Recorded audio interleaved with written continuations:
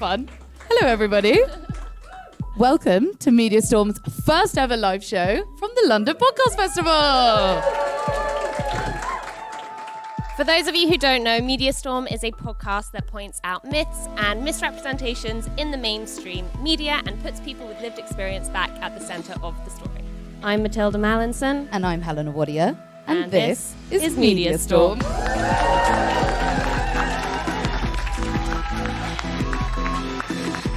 Okay, so today we are going to be talking about holes in our democracy, inequality, getting into and inside Westminster.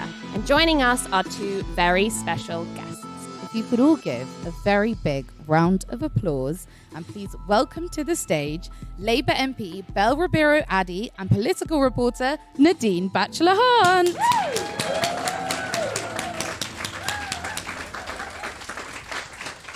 So anyone listening to the podcast retrospectively is going to need to be able to distinguish your voices. So, Belle, will you just introduce yourself and tell us a little something? Hi, my name's Belle Ribeiro-Addy, Member of Parliament for Streatham since December 2019 now. My name's Nadine Batchelo. I'm the political correspondent at Yahoo News, and I also work in Parliament. We're going to crack right on. It might be good news to you to hear that the parliament we currently have is the most diverse parliament this country has ever seen, at least in terms of gender and race. So the 2019 general election gave us a House of Commons that is 10% ethnic minorities and 30% women. Of course, it was going to actually represent society. It would be more like 15% ethnic minorities and 50% women. And then the data for the governing party gets a little worse. So Labour has 1 in 5 MPs who are from minority ethnic backgrounds.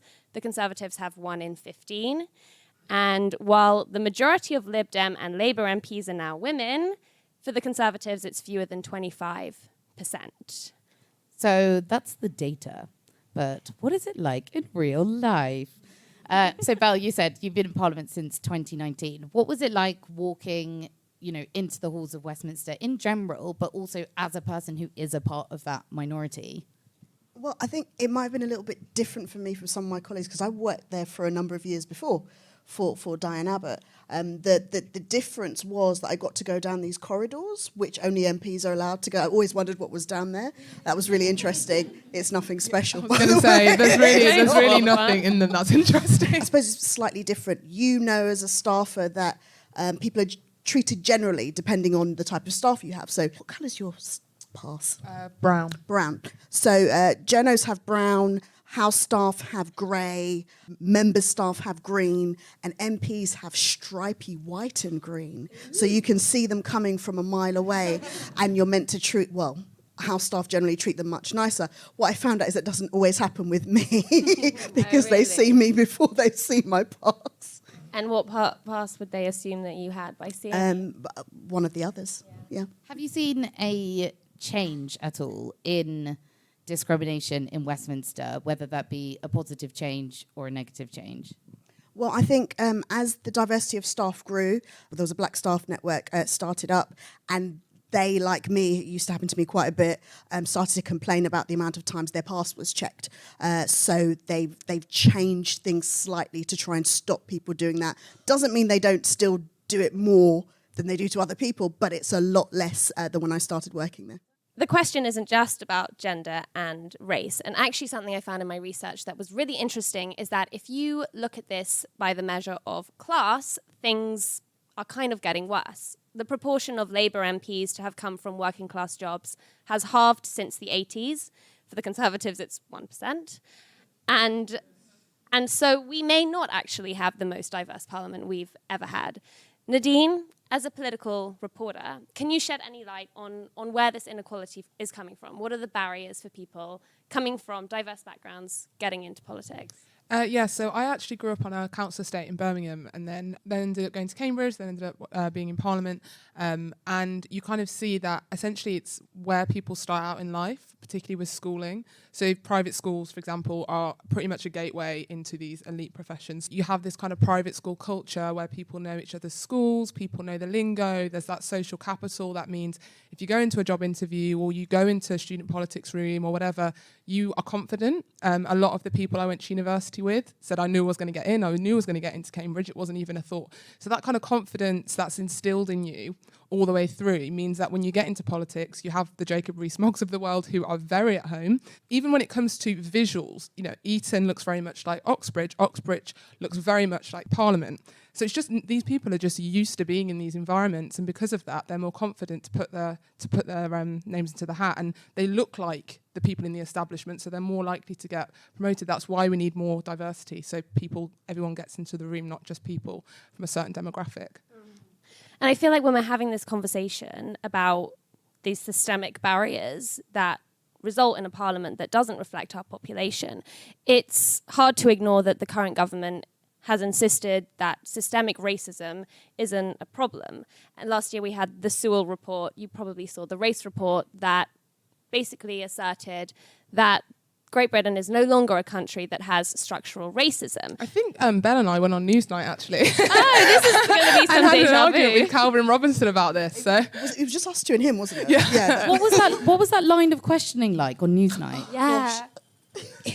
It was a bit surreal because we've been arguing about this, and this is what always seems to happen now. Now that we have more diversity, and we both understand not every single black person thinks exactly alike, but when the majority of people that look like us believe that something is wrong, the idea that you find somebody that looks like us to try and discredit what everybody else is saying it was just really awful, and that's what kept on happening every single time we debated this. Yeah, don't you think that we spend so long discussing whether or not things are racist rather than how to solve racism? yeah, and that's a key issue. And, you know, I was asked to go on, I think it was Good Morning Britain a while back, with a certain with another commentator at the time, and I said to them, I'm not going to go on and talk about race to this person because it's just going to be an argument for clicks, and this person Is it who I think it is? Yeah, okay. I'm not going to name names, but and I said to them, listen, I'm not I said, I'm not going to do it. Like, and they kept offering me more and more money. And I said, no. I said, you know, this person doesn't represent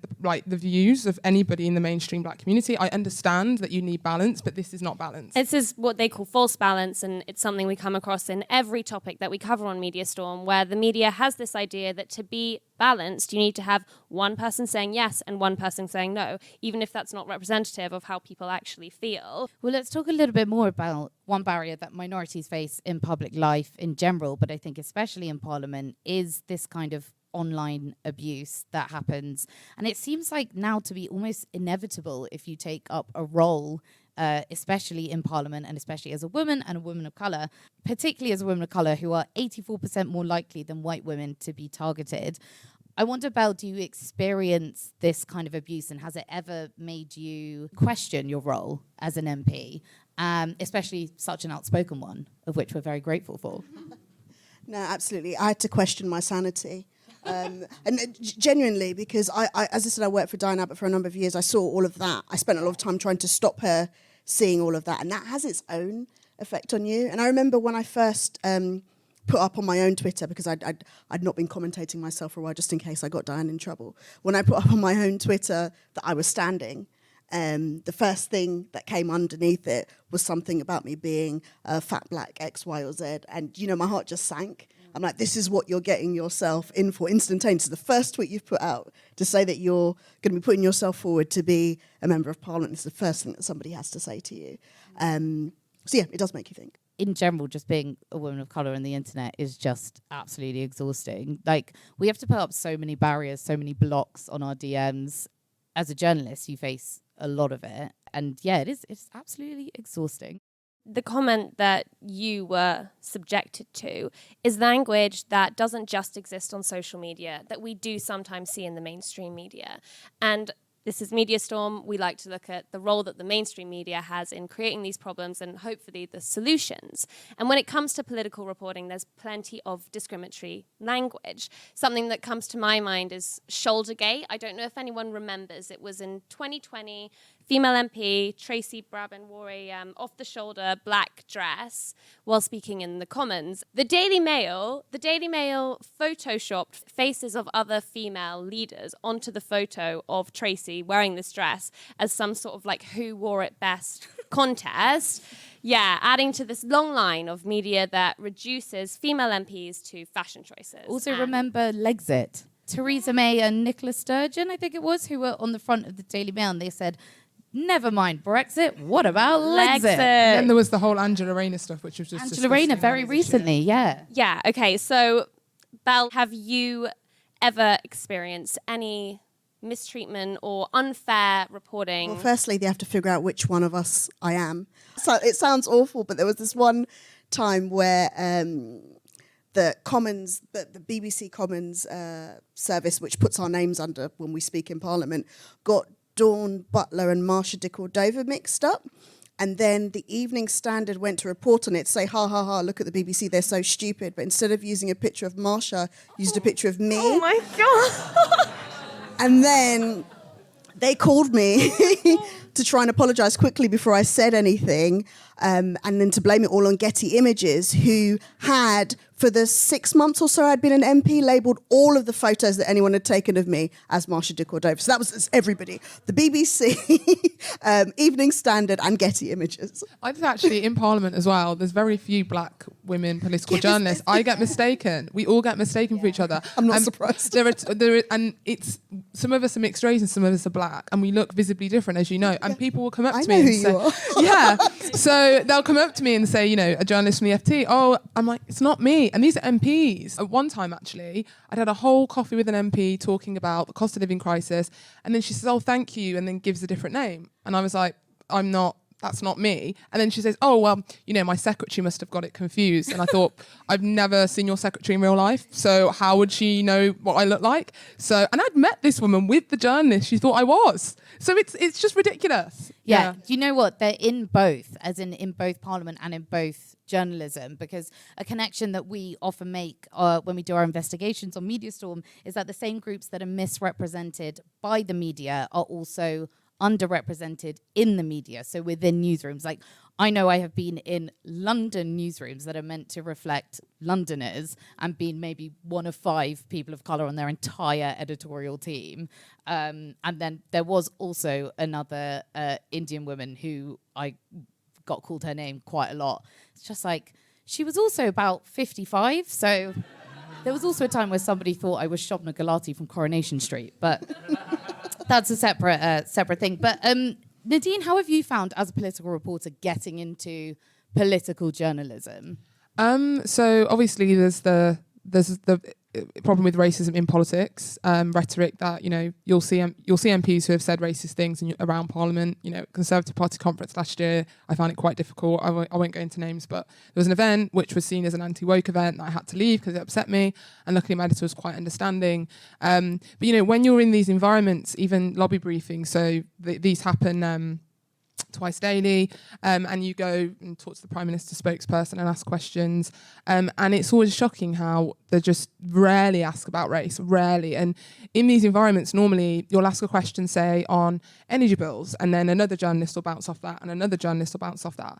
And sometimes if you're the black person in the room, no one bounces off it. So you'll put your hand up and say, hey, the stuff that happened with Nazgani, this is quite bad, and then no one will bounce off it. Or I had a friend, and she asked about the Chris Cabba stuff, and the spokesperson responded saying, we're not going to comment during a period of national mourning.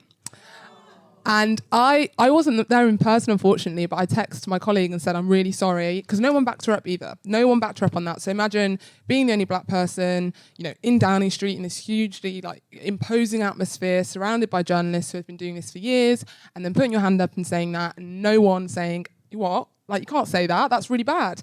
You can see that reflected in political reporting. That's why we don't have coverage enough on racism. There was a newspaper who had on their front page at one point something about over 50% of black kids living in poverty. Yet their political correspondent didn't mention it once in lobby, and it was their splash on their front page. So there's just a real disconnect, and that's why in the media we don't have this coverage, because the questions aren't being asked at source in the room when people have the opportunity. Okay, so let's talk about solutions, starting in Westminster. Labour has done a really good job of diversifying its gender profile, but what we see less of is upward elevation, and that reflected in the leadership. It's often criticised as a party for being the only active UK party to not have had a female leader. And the Conservatives have given us 3 female prime ministers now, whatever you think of them. And they've given us our first ethnic minority prime minister with Disraeli in 1868, I think. They've put in a lot of effort into creating that upward mobility, and it was reflected in the leadership contest. So I wonder whether you have any ideas about what Labour can do to improve upward mobility and diversity at its leadership. Well, I think in terms of making sure there are more women in the first place, the using all women shortlist. I was on an all women shortlist. That made a massive difference. But I'm actually more concerned. Representation does make a difference in terms of what we discuss. But at the end of the day, as you said, we have had 3 female prime ministers, and under them, I didn't see a situation where women's lives improved.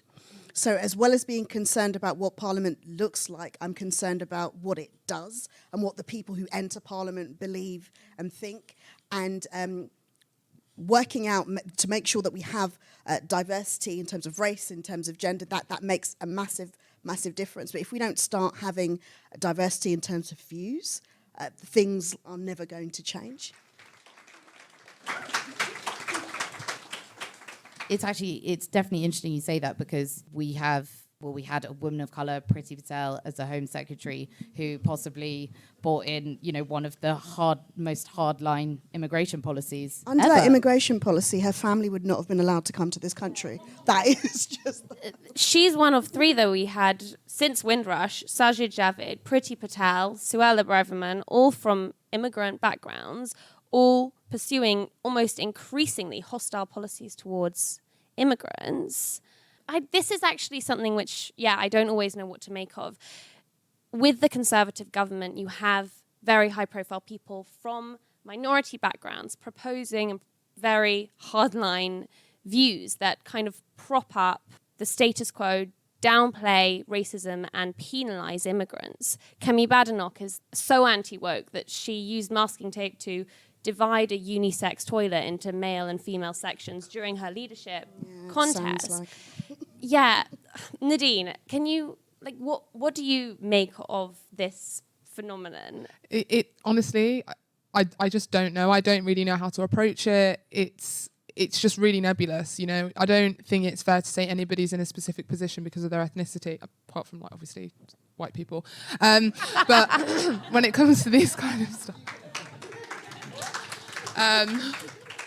But, it is a complicated thing. And, as we were saying earlier, not all people of colour think the same way. And there are differences. You've got Afro-Caribbean communities have very different cultures and overall political views to African communities. And the Indian community is very different to the Bangladeshi community. So there's all these things to take into account. And honestly, I just don't think there's one answer. I think it's fine to just say I don't know what to make of it, because these people, I think you just let them speak for themselves. And I understand why it's a controversial thing within communities of colour, because you see this and you feel frustrated because it feels very personal. I think about this a lot, and I haven't decided on what the one truth is, if there is one truth, but it's very, very nebulous. Right, because it's not like people should be held to higher accountability because they're from a minority background. But they are.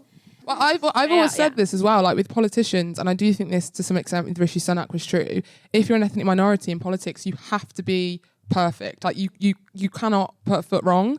If you want to be in a position like being Prime Minister, I personally think within the Conservative Party, the amount of hatred and vitriol he had towards him, I don't know if it's just because of race, but I do know that, if you want to progress and be successful as a black person or an Asian person, regardless, you have to toe a very, very thin line. You couldn't go around acting like Boris Johnson because you just wouldn't get very far. So, yeah. Lest we forget, Diane Abbott drank a M&S mojito on the London Overground. And that was possibly one of the biggest media storms we saw. But should we list what Boris Johnson has done? No, let's not. We will never end the show.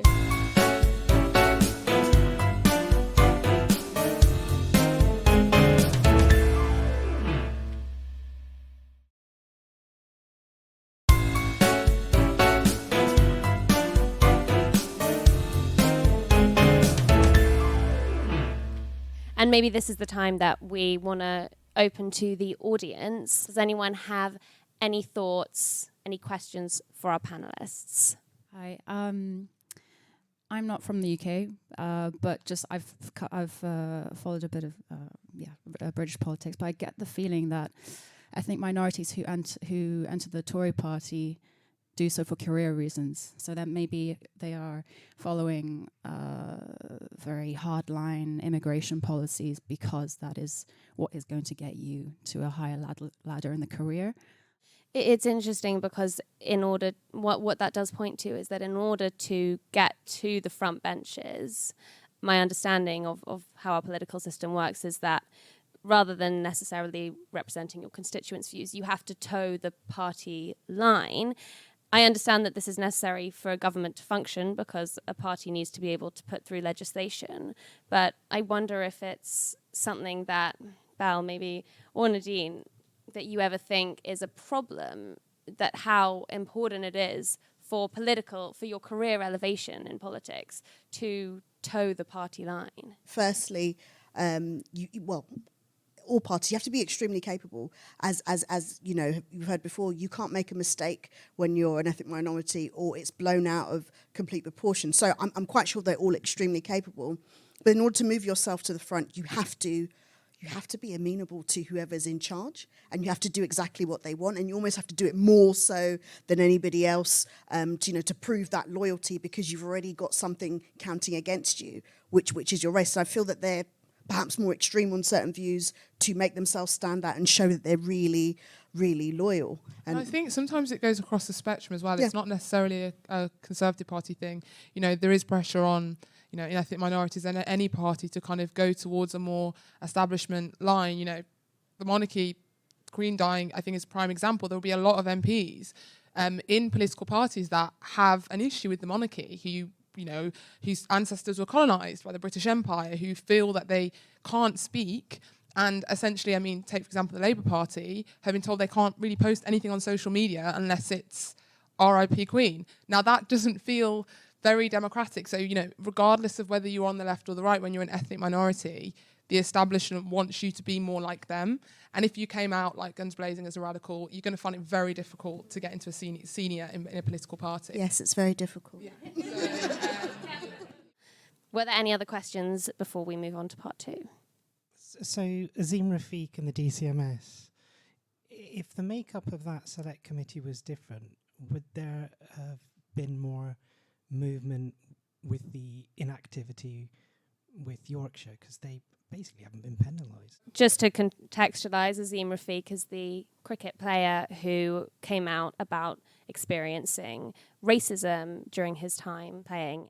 I would say part of it is select committees, as you'll know more about it, but they can recommend things, but there's only so far they will get unless the government takes it on board. But also the media coverage, if there's just not an interest there, then the public interest dies. You can tweet as much as you want about it, post as much on Facebook about it, but as we know, there's an issue in newsrooms with caring about these issues. Same goes with the Nuzgani stuff. As soon as Boris Johnson, within a week or two, when it became apparent in the media that this wasn't going to bring down Boris Johnson, no one cared. It's just how it is. If nobody in the newsroom cares enough to commission on it, and there's no one in the newsroom to say, why aren't we commissioning on it, doesn't happen. And that's why it happened, yeah. It can be really frustrating. Yeah, and that's a really big thing. Like, I can't tell you the amount of times I pitched something and I got told by an editor who is just, because of the makeup of newsrooms, usually middle-aged, middle-class white man, usually, and they'll say, oh, that's not relevant. But what they're really saying is, that's not relevant to me. But it works even from political parties, let's say, trying to put out press releases about different subjects. I remember once pushing past someone to do it on the basis, and this is a press officer from somewhere, who said that Shamima Begum didn't poll well, so we shouldn't say anything about it. Obviously, that's how it works in the media. That is literally how it works. It's as basic as that. Is this going to land with our audience? What's the worst thing that's going to happen here? Is this the ethical argument? Yeah, but how's it going to read? That's how it is behind the scenes, particularly in PR and press. 100%. But then the people asking and answering those questions come from a very narrow section of society. I think we need to wrap this section up to end on. If you say it positively enough, might be okay. And can we have a loud round of applause? Everyone, give please it up. Follow Bal and Dean. Give it up. Thank you so